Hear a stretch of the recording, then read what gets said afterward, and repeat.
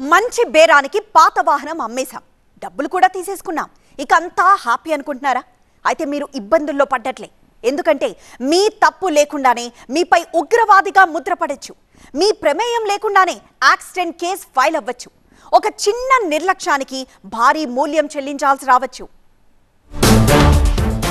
కొత్త వాహనం కొనేందుకు ఉన్న వాహనాన్ని అమ్ముతుంటారు చాలా మంది వాహనదారులు. అయితే వాహనం అమ్మినప్పుడు చాలా సింపుల్ గా డబ్బులు తీసుకుని ఏదో 2 సంతకాలు పెట్టి మమ అనిపిస్తారు.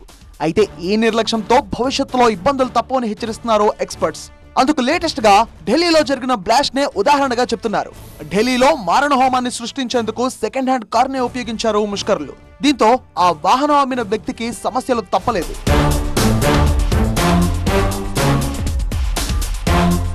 ఆర్టీఏ నిబంధనల ప్రకారం వాహనం అమ్మిన తర్వాత ఓనర్షిప్ మార్పు కోసం ఫామ్ 29, ఫామ్ 30 పై వెహికల్ అమ్మిన వ్యక్తి, కొన్న వ్యక్తి ఇద్దరు సంతకాలు చేయాలి. అలాగే RC, insurance, pollution certificate, ID proofs, address proofs, NOC, loan closure certificate, traffic challan clearance వంటి డాక్యుమెంట్స్ అన్నింటినీ అందించాలి. అప్పుడు మాత్రమే కొత్త యజమాని పేరు మీద రిజిస్ట్రేషన్ సర్టిఫికేట్ రీఇష్యూ అవుతోంది. అయితే ఈ ప్రక్రియ పూర్తయ్యే వరకు వాహనానికి సంబంధించి పాత యజమానిదే చట్టపరమైన బాధ్యత. ఫస్ట్ ఆఫ్ ఆల్ మెయిన్ ఏంటంటే మనం ఆ రసీదు తీసుకుని పెట్టుకోవాలి ఆయనకి ఇచ్చినట్టు. తర్వాత వెహికల్ అమ్మగానే వెహికల్ ఆయనకి హ్యాండ్ ఓవర్ చేసాము.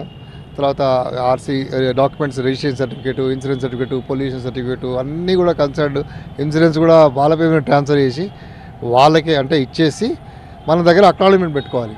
మనం ఎలాగైతే డబ్బులు రిసీవ్ పెట్టుకుంటామో అట్లాగే వెహికల్ డాక్యుమెంట్స్ కూడా హ్యాండ్ ఓవర్ చేసామని చెప్పి మన దగ్గర అక్నాలజ్మెంట్ పెట్టుకోవాలి. 2 వీలర్స్ ఎవరికో అమ్మేస్తాం XYZకు, వాళ్ళు ట్రాన్స్ఫర్ చేసుకోరు. ఈలోగా బండి యాక్సిడెంట్ అయిందనుకోండి, సార్ నోటీస్ అంతా ఓనర్కి వస్తుంది. కోర్టుకి కానీ ఎఫ్ఐఆర్ కానీ వాళ్ళు యాజ్ పర్ రికార్డ్ చేస్తారు. వాహనం అమ్మిన తర్వాత రిజిస్ట్రేషన్ మార్పు పూర్తయిందా లేదా అనేది చెక్ చేసుకోవాల్సిన బాధ్యత మొదటి యజమానిదే. లేకుంటే వాహనం కొన్న వ్యక్తి ఆ వెహికల్ తో అసాంఘిక కార్యకలాపాలు చేసినా లేక ప్రమాదం చేసినా పాత యజమాని పేరు మీద వస్తుంది. దీంతో సెకండ్ హ్యాండ్ వాహనం కొనేటప్పుడు లేదా అమ్మేటప్పుడు అపరిచిత వ్యక్తుల కన్నా తెలిసిన వాళ్ళని నమ్మడం మంచిదని అధికారులు సూచిస్తున్నారు.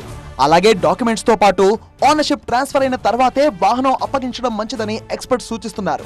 ఎవరైనా ఒక వ్యక్తి లక్షలు పెట్టి వాహనం కొన్న తర్వాత కూడా ఓనర్షిప్ ట్రాన్స్ఫర్ చేయించుకోకుంటే అతడికి ఖచ్చితంగా క్రిమినల్ ఇంటెన్షన్ ఉన్నట్టే అని చెప్తున్నారు. అందుకే ఆథరైజ్డ్ డీలర్స్ దగ్గర మాత్రమే వాహనాలు అమ్మడం లేదా కొనుగోలు చేయాలంటున్నారు ఎక్స్పర్ట్స్. ఫస్ట్ ఓనర్ కార్ ఎప్పుడైతే అతను అమ్ముదాం అనుకుంటున్నాడో అమ్మే ముందు మీరు కారు ఎవరికైతే అమ్ముతున్నారో వాళ్ళ పేరు మీద ట్రాన్స్ఫర్ అయిన తర్వాతనే మీరు కార్ హ్యాండ్ ఓవర్ చేయండి. చాలామంది బయర్స్ ఏంటంటే కారు కొనుక్కొని వాళ్ళు ట్రాన్స్ఫర్ చేసుకోకుండా అలానే 1 years నడిపించుకొని తర్వాత వేరే వాళ్ళకి అమ్ముతారు. వాళ్ళు మళ్ళీ 1 year నడుపుకొని వారు వేరే వాళ్ళకి అమ్ముతారు. సో అలా కాకుండా జస్ట్ మీరు ఎప్పుడైతే కారు అమ్మాలనుకుంటున్నారో ఇమ్మీడియట్ వాళ్ళ పేరు మీద మీరు ట్రాన్స్ఫర్ అయిన తర్వాత మీ కారు వాళ్ళకి హ్యాండ్ ఓవర్ చేయండి.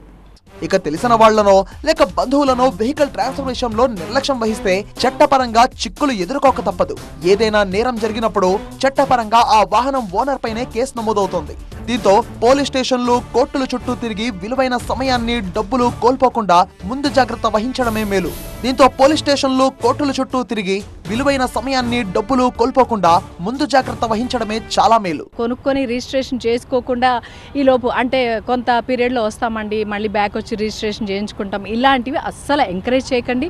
ఎందుకంటే వాళ్ళు యాక్సిడెంట్ చేసినా కూడా మీ పేరు పైన ఇంకా రిజిస్ట్రేషన్ ఉంటుంది కాబట్టి ఆ ప్రాబ్లం మీకే వస్తుందన్నమాట, మీరు ఫేస్ చేయాల్సి వస్తుంది అలాంటి ప్రాబ్లం. లైక్ ఎగ్జాంపుల్ తీసుకున్నట్టయితే మొన్న ఢిల్లీ బాంబ్ బ్లాస్ట్ లో మనకి ఇదే సేమ్ సిచ్యువేషన్ ఎదురైంది. అమ్మిన వాహనం కారణంగా చట్టపరమైన చిక్కులు ఎదుర్కోవడం అంటే ప్రశాంతమైన జీవితంలో కష్టాలు కోరి తెచ్చుకున్నట్టే. అందుకే వాహనం అమ్మేటప్పుడు పారా హుషార్.